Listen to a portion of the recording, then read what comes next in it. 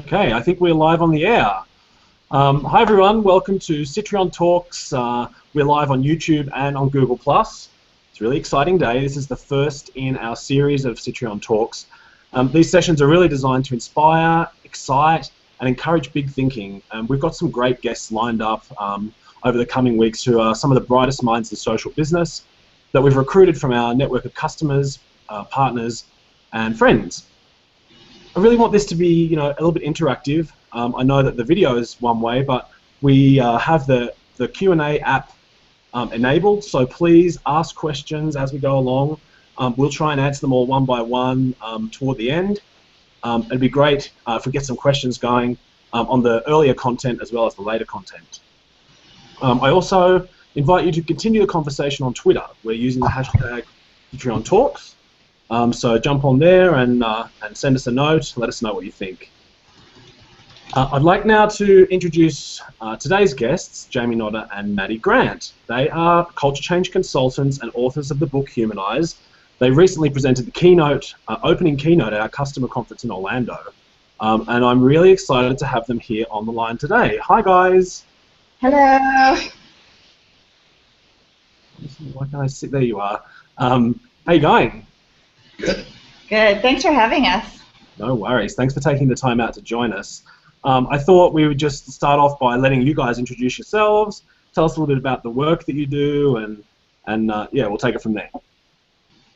Sure. I'll start. So I'm Maddie Grant. I'm a social and digital strategist. I work mostly with associations and nonprofits. And Jamie and I have written a book together, Humanize, which we'll tell you more about, but I'll let Jamie introduce himself first. So my name is Jamie Nodder, and I have been I originally came from the field of conflict resolution, and have been doing that work inside organizations for coming up to 20 years now. And Maddie and I also just started a company together called Culture That Works, LLC, and that's where we do most of our work, helping organizations create stronger cultures. Awesome.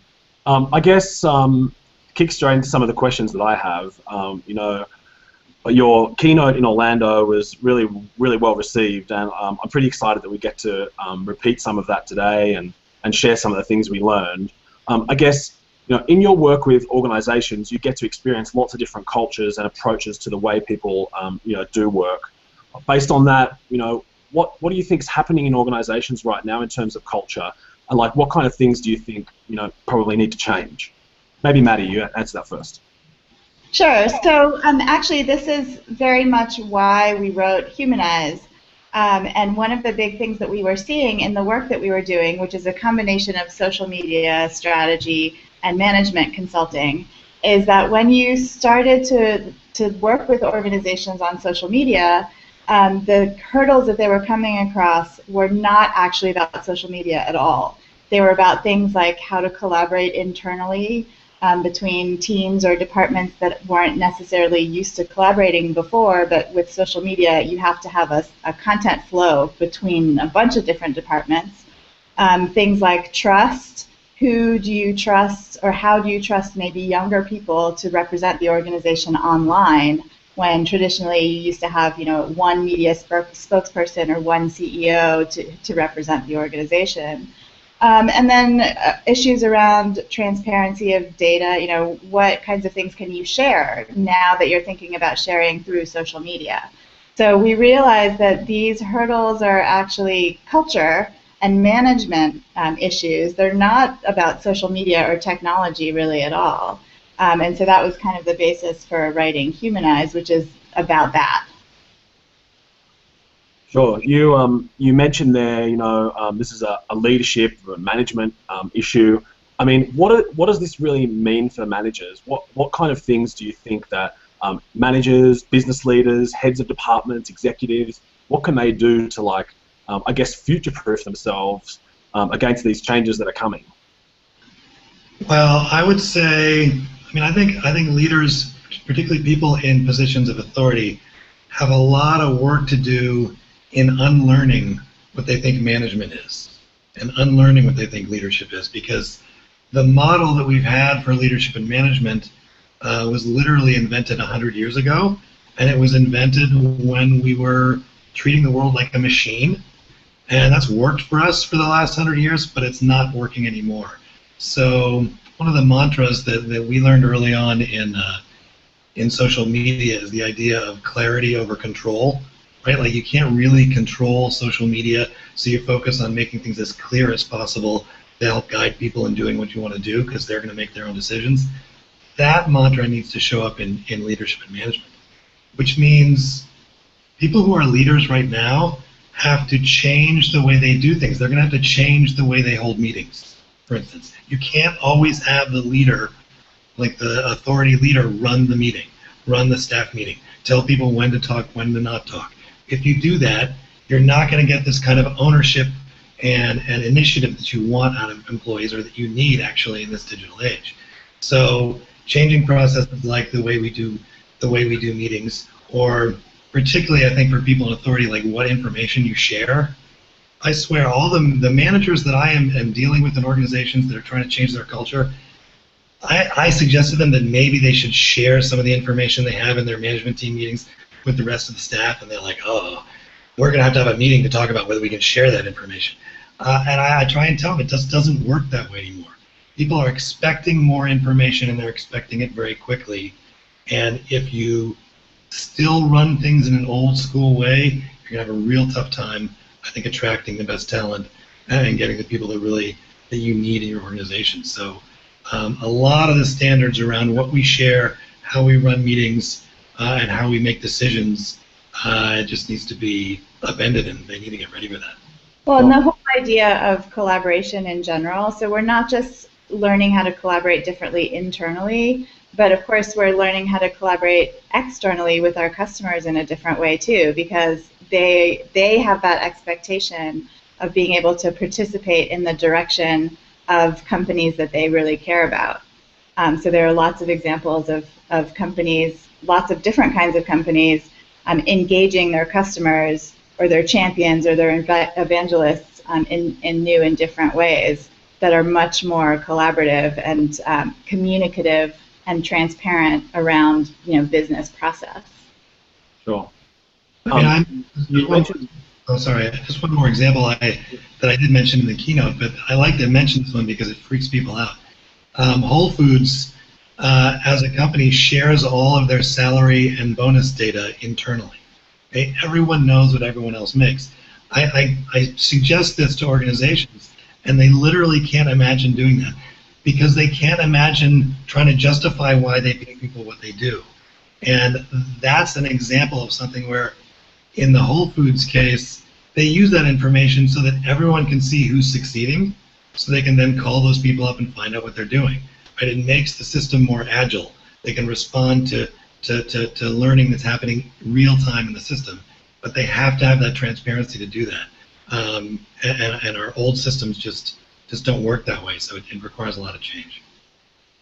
Yeah, for sure. I've obviously read Human Eyes, and lots of our customers who attended Collective have read it because I gave lots of copies away that week. Thank you. You mentioned before that you just touched on it really briefly about the enterprise being designed as in the industrial area like a machine. Can you just, for the people who haven't read the book, just elaborate on that a little bit and tell us that history? I love that part of the story. It really helped to frame this in context for me. Sure. So actually what I think is interesting about the management history, at least to start off, is the idea that, in fact, management was only invented 100 years ago. Like, it literally didn't exist before that. We were a largely agricultural society. We didn't need management the way we have it today. And so it was around the turn of the 20th century, early 20th century, there was a guy named Frederick Taylor who was literally known as the father of modern management. He created most of the rules that we follow. Like, he literally did research with laborers and discovered that if he offered to pay them, 8 cents more per hour, they actually loaded more bars of pig iron onto railway cars. It was like revolutionary at the time. We didn't know this would happen. So all of our pay-for-performance systems are based on that research from 1912 or whenever that was. And all of the most of the human resource practices we have, strategic planning is another one that was invented basically in the 1930s, which all treat the environment, the management environment, in a way where everything's connected in a linear way, where you do one thing, it leads to that, and it leads to that, and it leads to that. Where decisions tend to get made at the top of the hierarchy, and then everyone else simply follows order. They do what they're supposed to do, like cogs in a machine. And that approach gave us a lot of efficiency. I mean, our workforce efficiency over the last 100 years has skyrocketed. So we're very efficient, we're very productive, we're getting a lot done. But what we're seeing now is that it's starting to trip us up. Like this machine approach to management is just sort of crumbling. We can't really be as agile as we want to be. We can't respond to market forces. And part of that is because machines were not designed to be agile. They're designed to do the same thing over and over again. So this approach to management is just starting to run out of steam, basically, at the same time that social media came along and changed our approach to how things get done, and more decentralized, more transparent. So those two forces actually combined with the new millennial generation is creating this sort of perfect storm that is going to radically, I think, reshape management in the next 5 to 10 years, whether we like it or not. Sure. This is good background. I know you guys are doing some research for the new book, and that's around what you're calling millennials. I think they're part of that storm. Can you tell us a little bit about what the millennials are, who they are, what their expectations are, what we're learning there? Yeah, actually, Jamie's the millennial, the generational expert, so I'll let him give the official theory around generations. But just very quickly to say that the new book actually has a lot of similar ideas to Humanize, but it's very specifically about when the millennials take over, which is what our title of the book is. And the idea is that when millennials, who are, by this we mean people aged between 25 and 30, which is not the whole generation obviously, but specifically in the business world, when those people come into management positions in the next 5 years, they're going to start changing things. So we'll talk more about that. But Jamie, do you want to give the actual generational theory first? Sure. How much time we got? Because I'm afraid I can say cut me off if I start to bore you. Well, it's not boring. It's cool. So I've been writing about generational issues for a while, and my original reason for getting into it was my frustration with how much bad writing there is about generations out there. That it's confusing. If you read anything about generations, you'll hear millennials defined in 100 different ways. And so I was happy to find out that there is some theory behind this. And the basic idea is that what happens around you as you're growing up, as you're coming of age, that's what shapes the generation's values. So the millennials, who by our definitions are people born between 1982 and 2004. So the oldest millennials will be turning 32 this year. So as Maddie said, they're just getting into management positions, but just getting there. That's the oldest of the generation. They were shaped heavily by the social internet, right? This was a generation that grew up with social media being normal, with it being part of everything. And this is also a generation that grew up with unparalleled abundance. Okay, there are more cars in this country than there are licensed drivers. Okay, we average more than one. And my favorite statistic around abundance in the U.S. is the self-storage industry. Okay, $24 billion a year we pay to store the stuff that we can't fit in our houses. And our houses are bigger than they've ever been. Okay, this is abundance. So those are just two of the trends that are shaping the millennials. But here's how it plays out in the workforce. This millennial generation grows up with social media. So they grew up being able to do everything themselves. Right? If you bought a digital camera, and you wanted it to do something that it didn't do, you simply went onto your social networks and said, hey, I want my camera to do X. You'll find somebody who knows someone in Finland code, and you put it in a flash drive, and suddenly you have a camera that does stuff that the manufacturer didn't even intend it to do. But the millennial generation knows that it can always do that. It can always solve its own problems. Right? We can do this ourselves is their mantra, which can be a real challenge when you start putting them in entry-level jobs in organizations where they're supposed to wait, where they're supposed to not act quickly, not ask questions, and not rock the boat. This doesn't make sense to them. Same with the abundance. They're used to having the resources. They assume they can get it done. They just can't understand the response of, well, we'll talk to the committee about that and see if they can authorize some resources, and maybe in 2016 you can start working on that. That just doesn't make sense to them. And then on top of those trends, the millennial generation, this is something that people don't, I think, pay enough attention to, they're the biggest generation in the history of this country. Okay, the baby boomers used to be the biggest. The millennial generation is bigger than them, and in about 5 years, according to projections that I've seen, there are going to be more millennials than any other generation in the workforce. Okay, so that's what I mean about perfect storm. This is all happening right now. They're going to start taking over, as Maddie said, management positions, and they are going to be coming in with an approach of, we can do it ourselves, we can do it quickly, we can do it right now, we'll find the resources, and we expect diversity, we expect to have things work not the way they've always worked. We'll take something that was designed to do one thing and we'll make it do another, like a mashup. These kinds of principles are just going to throw our management regime for a loop, because that's basically opposite from what we developed with the machine approach. And so given their numbers and given the alignment with the other trends like social media, I think that the changes are going to be swift, starting in about 2 or 3 years. I think that's a good sort of segue into the next thing I wanted to talk about, and that is, you know, at Sitrion here, we are all about collaboration. Our vision and mission is to make work better and to unlock the power of connected people. What sort of role do you think technology plays in this, you know, future of work? What's the millennials' expectation around technology and collaboration? And yeah, maybe you could both comment on that for me. Yeah, I'll start on that. I think what's interesting is that technology is definitely at the core of this new, different way of working. Obviously, social media is technology-based, and that's a big piece of it.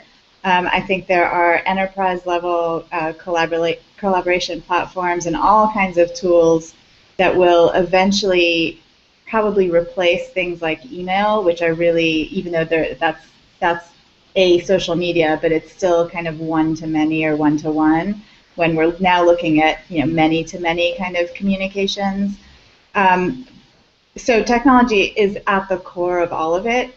However, I think part of the millennial kind of attitude towards speed of response and speed of work and flatness of work is that if the technology is slow or annoying or a hurdle or you have to log in or anything like that, it'll be, you know, 0.6 seconds before they stop using it. So our technology right now, you know, we're experimenting with all kinds of different tools. You know, different companies will have different needs around that.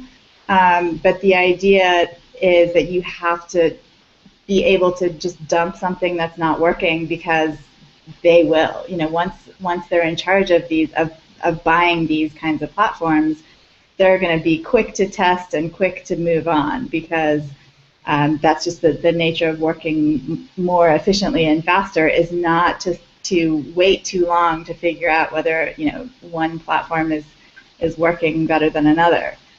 So it's kind of a two sides of the same coin scenario. I think technology can be a hurdle as much as it will be, you know, at the core of it. Yeah, I would add, and this does touch on some of the research we're doing for the new book, but I would add, in addition to the actual technology that is impacting this stuff, as Maddie just explained, there's also the underlying philosophy behind this new technology and the direction we're going. which I don't think people or managers are paying enough attention to inside. So if you design technology and technology solutions, you know that the user experience is paramount, right? Like, you know that that matters the most. And so you are constantly talking to users, you're developing tools and experimenting to make sure it works for them. That concept really needs to be built into everything else we're doing around management and even around implementation of technology. I swear, when we develop, we say, oh, we've got this distributed enterprise, so we need to come up with this technology solution. And the like 6 people at headquarters that want to use this then decide how it's going to be for the 55,000 people out there without talking to them. They're still using that old school kind of approach to management where you can control from the center and it all works, as opposed to saying, I need a system that works for the users, even though they're diverse, they're in different contexts. And like those ideas, as I said, if you want to attract really good millennials, you'd better be paying attention to that, both in terms of how you do the technology and just how you deal with them at the management level. Well, and what's interesting, just to add to that, is that from a technology perspective, we're talking about an ecosystem, not just a system. You know, there'll never be only one system that does everything we want it to do. It's always going to be a combination. And of course, the groups and the people, and the more distributed your network is, the more different instances of your collaboration tools you're going to have also. And all of that has to work together. So it's not just finding the smoothest, most best platform. It's about how to make everything work together to suit the needs of the different audiences and different stakeholders and different customers, because we're not even just talking only about staff. And so it gets really complicated. But our philosophy really has always been that clarity. Jamie mentioned clarity over control, and that relates to technology too. If we know what we're trying to achieve with these tools, then you can start making sense of all the different tools that you'll be using inside an enterprise. And that, sorry to add on, but that also enables the experimentation, which is one of the principles I mentioned in the keynote. That I see a lot of organizations still struggling with. In the machine approach to management, the goal is to get the one right answer. Right? There's an assumption that there's a perfect design out there. There's a perfect sequence of activities that is the most efficient. There is one answer that we're searching for, and so we try and get that, and we value people who provide those right answers for us. But what made social media successful, and I think what the millennials are going to get used to, is there's lots of right answers, and we'll only know if we try, right? Like, social media is a practicing art. The only way you can learn social media is by doing it, right? You can read a book, but you got to get out there and try things, see what works and see what doesn't. That principle needs to be built into management. And I mean, I work with an organization that only had 30 people, okay, not like the folks we were talking to in Orlando. 30 people in this entire organization. And I suggested that they might want to use technology to communicate a little, and like literally it took them 6 months of meeting in a committee to decide which tool they wanted to use. And I kept telling them, just try one, or try a couple of them, see which one. Well, I don't think these people will use that tool. Well, try it and see what happens. Learn from it and then adapt. It's not that hard, but it's hard to get people to shift their approach. Absolutely. You mentioned a couple of times now the new book. I know you guys are busy doing lots of research down there in the Culture That Works offices. Why don't you tell us a bit about what the new book's about and how the research is going, some of the early conclusions you might have drawn or assumptions you might be making? Sure. Well, the book, as Maddie said, it's really a follow-on to Humanize, but it's going to get a little more specific and a little more concrete and focused. Partially because, as we said, there's this perfect storm of our old approach to management crumbling, plus social media coming along and changing our ways, plus the millennial generation reinforcing those trends. That means management's going to change quickly and deeply. Okay, and so what we want this book to do is to prepare you for creating an organization that's going to work in this new environment. Now, the initial research, I can't say we have any firm conclusions yet because we're still in the middle of it. But our initial hypothesis that we've been testing that seems to be reinforced is that there have been 4 principles or approaches that have risen to the top when we're looking at organizations whose cultures have already adapted. Because that is a big, actually a piece of the message of our book is this is already happening. There are already plenty of organizations out there that have basically abandoned the old approach and are succeeding wildly. So in addition to research we're doing in Millennials, we've got case studies of organizations that are doing this in a really different way, which is exciting to us. But what we've noticed are 4 new principles, again, connected to some of what we've already been talking about. One is fast. These organizations have no tolerance for moving slowly, even when they're large, even when they're bureaucracies. They figure out ways to enable quick action because that's the only way we're going to make it moving forward. Second one, which we've also talked about, is flat, which is a little bit around decentralization, but really around enabling action throughout the system as opposed to having it go through channels only. We're not going to do a case study, but interestingly, some of the most interesting examples we found of flat comes, or a couple of them come from the U.S. military, which we always assumed as this rigid hierarchy. But in fact, in military contexts, they're really good at enabling action on the ground.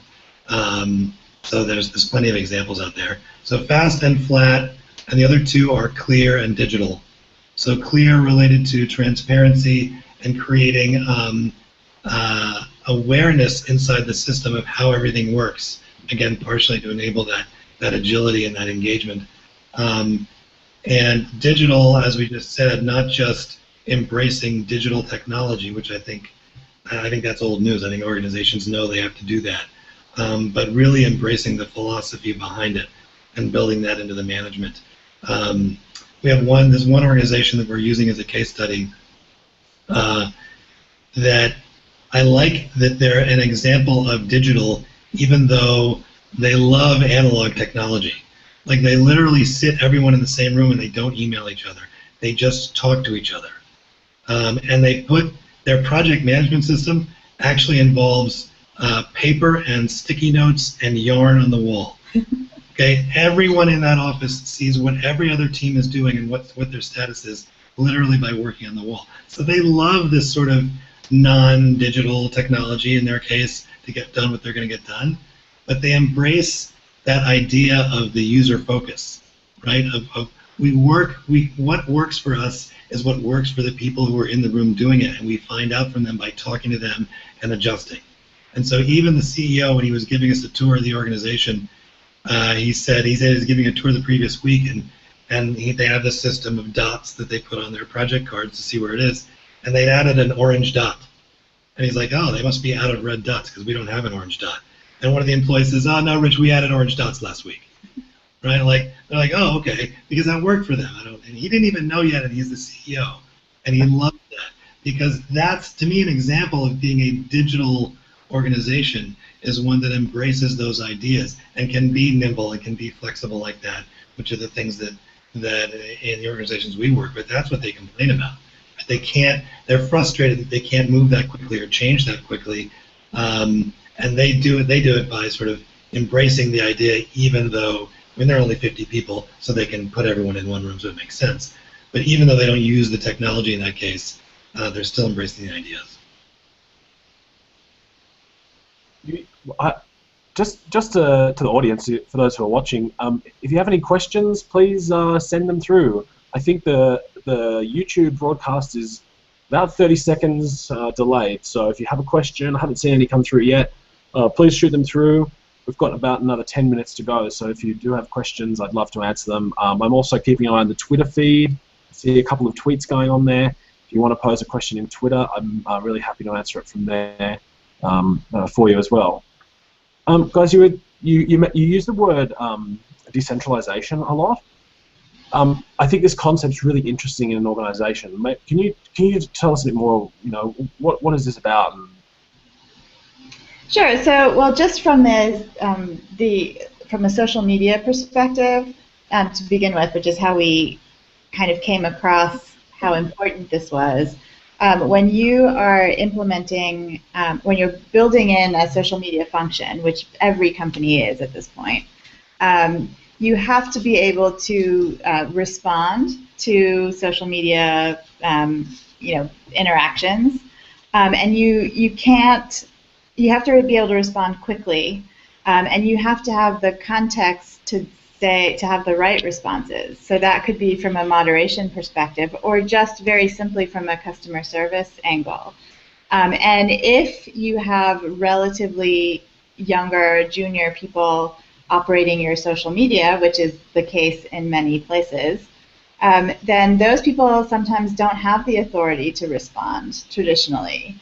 So that was one of the areas where being able to be more decentralized and give those people, the people who are at the front lines, the people who are closest to the customer, the ability to actually own that relationship with the customer that they happen to be talking to right now at this very moment. Then you have to be able to give them the right information that they need to know, the right channels if something does need to be bumped up to somebody else. All of that has to happen much more easily and much faster and in a much more sort of integrated way than in the past. So that's just one example of decentralization. But then in terms of management in general, that translates to all kinds of different things related to sharing content internally. What kinds of things might a department traditionally hoard, as their own information, but would actually be really useful to be shared throughout the organization. So being decentralized is very tied into being transparent, to sharing more information, to just having more people sitting at that table, like that metaphorical table, where everybody really understands the work of the organization. And it's funny because we work with associations, so one good example for an association is the annual meeting. Every association has this big annual conference, at least one of them. And that's the one time that all of the departmental silos come together for this one big thing. So what if you could actually have more of that kind of shared activity all the time, while not getting rid of your silos completely, because you do need deep expertise in marketing or accounting or whatever, development, product development. There are things that need that expertise. So it's not about busting the silos, which is the other cliche. It's about opening those doors and windows a little bit, to enable the people on the periphery to actually have the power to act when they're dealing with customers or other stakeholders.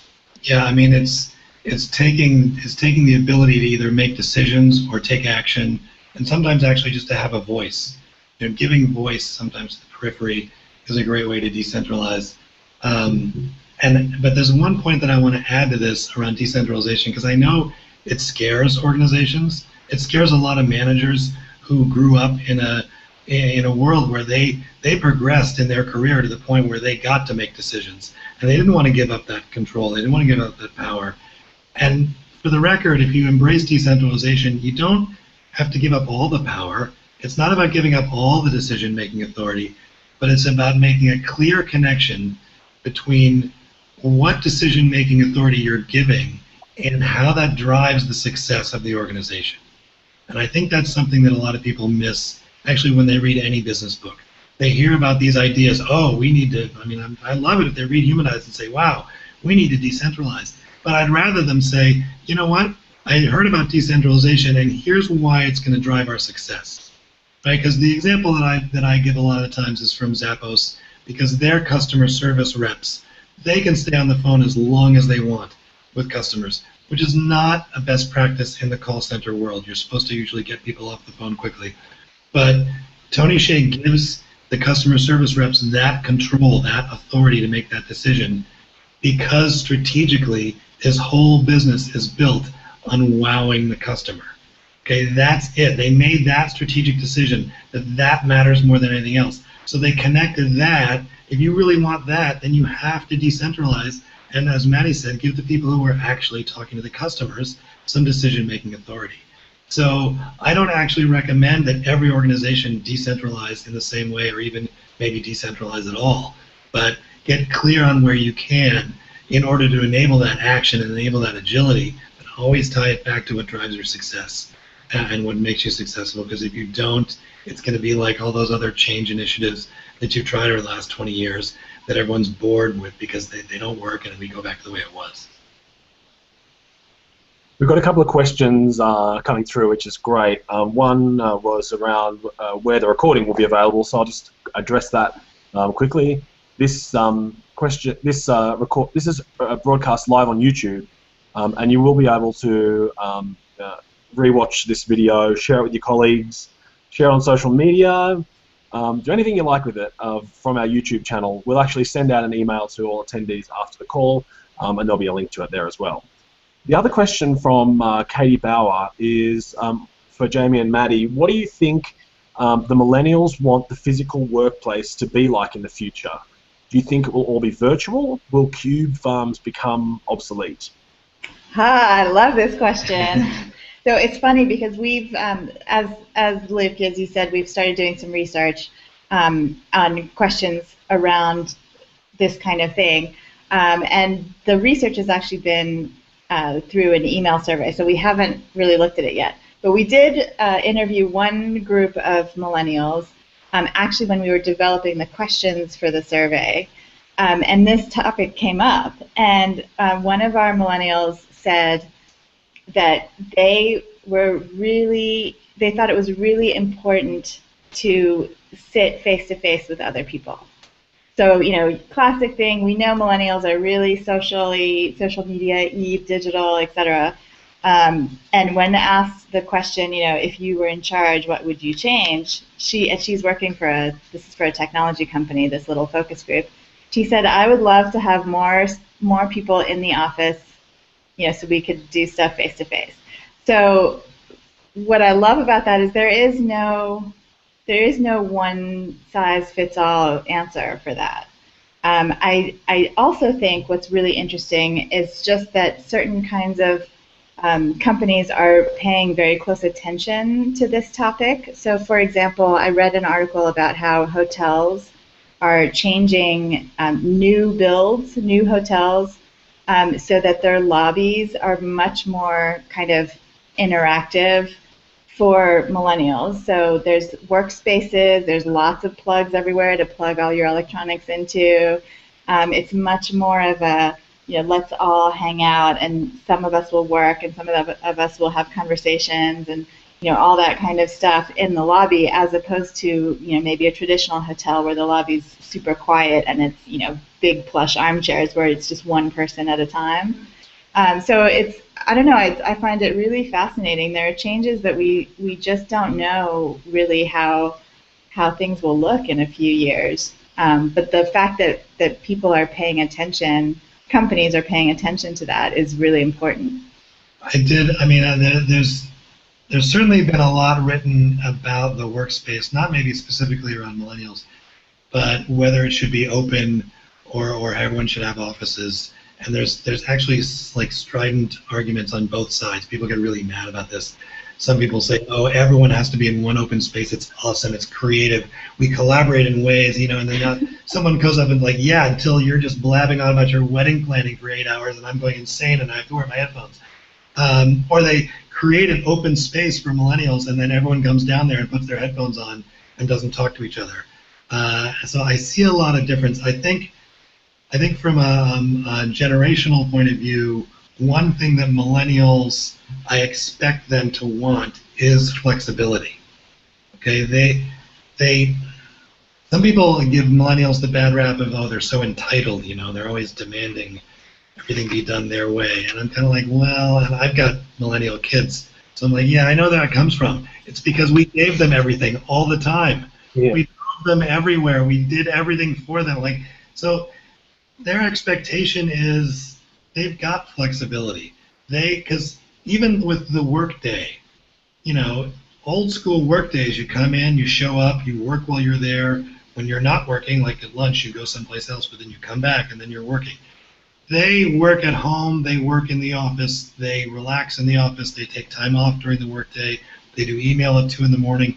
Like, that represents a millennial generation that grew up in this abundant world, getting sort of what they, and having resources available. So I talked to one company, another software company in Las Vegas, or in Reno, Nevada, and he said, we have an open workspace because people like it, except for that one person who has her own office and only has Christmas lights in it, because that's how she likes to get her work done. And his whole philosophy is what works for the individual is what we're going to do. And that's, and again, it's easier for him. He's got an organization of maybe 25 people, so he can be sort of more radically flexible. But I think the same principle is going to apply for large organizations that are hiring a large number of millennials. They are not going to ask for it all to be the same way. And they're going to be really shocked if you say, well, I can't do it the way you want to because I have to do it the same for everybody.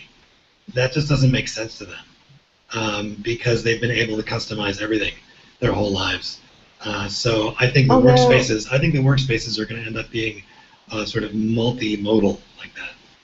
Yeah, I agree with that. I just wanted to piggyback on something you said about mobile, though. I think that is a huge piece of the work environment, is the idea that if you can't do your job when you're mobile, when you're on the road or at home or somewhere other than your office, that will be unacceptable to millennials, I think.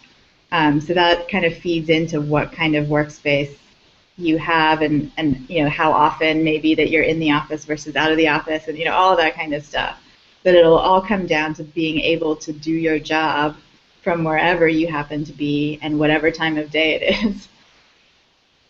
I giggled when you said that the workspace will have lots of charging points. It's interesting how important having access to Wi-Fi and a phone charger has become. I remember seeing on the web a year or so ago, someone had hijacked Maslow's hierarchy of needs with Wi-Fi across the bottom. Maybe they need to add phone charger. I was in Rockaway Beach last week, just outside of New York, and the whole boardwalk there was completely destroyed by Hurricane Sandy. They've reconstructed it, and all the way along, they've got phone charging towers, which are solar powered. They really have a lot of younger crowd, hipster kind of stuff going on down there. And it's funny how they're capturing that audience by making sure that they can all charge their phones. Guys, I think that's probably a nice note to end on. Thank you so much for taking the time out to talk to us today. I hope that all the audience have found this a rewarding conversation. If you have any more questions, feel free to reach out to me via email or via Twitter. I'm happy to connect you with Jamie and Maddie if you want as well. I've also posted a link to their book, Humanize. You can access that on the Google Plus page where this event was hosted. We'll wrap up there today. Please join us again for the next Sitrion Talks. It's on August the 12th at 2 p.m. Eastern. We'll be joined by Mary Mader from Medtronic. She's going to talk about a session. The session is titled Weird Questions for Breakfast. And it's all about how their culture at Medtronic of asking questions is great for business. She's going to share some tips on how they manage to achieve that. Thanks again, guys, and I'll talk to you all soon. Thanks a lot. Thank you. Bye-bye.